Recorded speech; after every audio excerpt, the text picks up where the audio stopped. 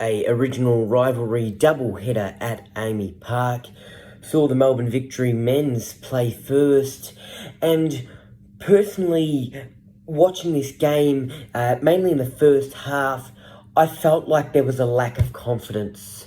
I really did feel like there was that lack of confidence and no press from Melbourne Victory, which was surprising because obviously we look at last game in the Melbourne Derby where Victory were hungry for the ball. It was consistent throughout the whole game, but in this game it took them a long time to get the ball forward. They really hesitated on golden opportunities and they didn't make the most of their opportunities at times.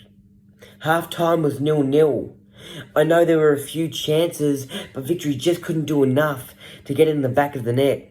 The Reds on the other end had a couple chances as well, but they couldn't score either. Nearing the end of that first half, unfortunately, Jake Brimmer went down. He tweaked his knee and it looked quite awkward, and he looked in agony. And just to see the raw emotion on his face, it didn't look too good. Now, I suspect that it might be an ACL. Hopefully not. Really hoping it's not that serious. But wishing Jake a speedy recovery. So we look at the second half and Victory kept going and the Reds kept fighting back. A couple great saves from Paul Izzo. Well done to Paul. I thought he made some sensational saves, and so did Dylan Gauci at times on the other end. And then in the 80th minute, Damien De Silva went down in the box. He got pushed by an Adelaide player off the ball.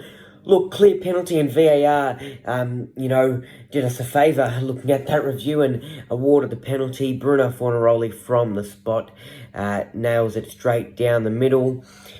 In saying that, I thought Bruno Fornaroli and also Josh Brillante, and I know I've spoken a bit harsh about these players a few videos ago, and last recap in the derby, they were good. They had that confidence, but in this one, they were slow. They slowed the team down.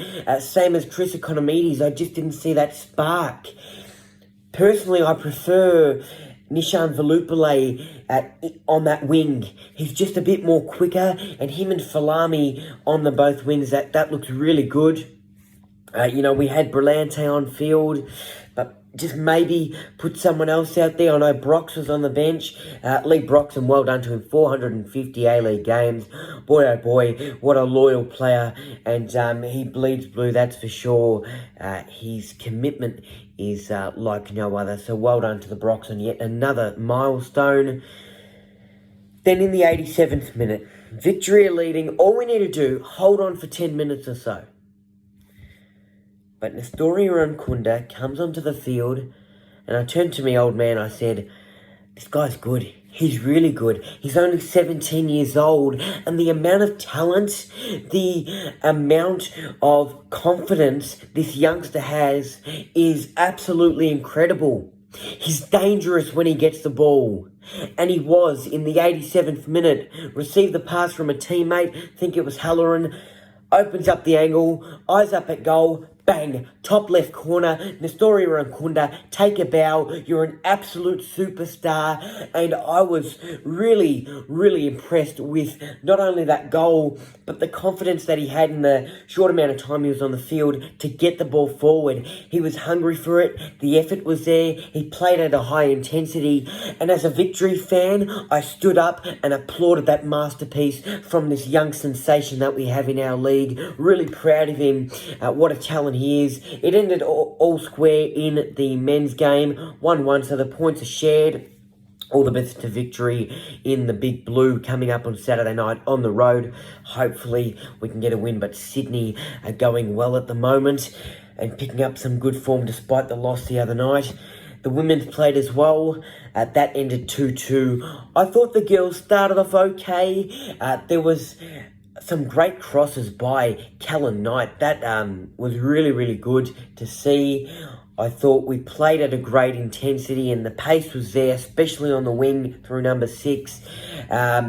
What else happened in that game? Because there was a lot of good shots, and that's what I was really proud of, the confidence that the women's side has to really pull the trigger.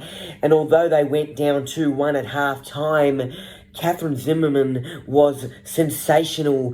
That goal from about just, quite a bit outside of the box, I would say. An absolute wonder strike, and it just floated in to perfection. Leah Privatelli, I thought she opened up the angle really well, took the game on, really created a few great plays for victory, but that game also ended in a draw. So a point for the Reds and a point for us in the original rivalry doubleheader at AAMI Park. Next game for the Victory Women's is the Melbourne Derby, so that's going to be a massive game for them. They're still in the hunt for the top 4. They're crawling up the ladder, and don't we love to see it? For the men's, on the other hand, well, we're struggling at the moment, and that's been the story of the season. Go Victory! Alright guys, if you like that recap and you want to see more of my content, remember to hit that thumbs up, like, comment, and hit that red button down there that says subscribe. Much appreciated, much appreciated. For more content, follow me on my Facebook page and also my Instagram page.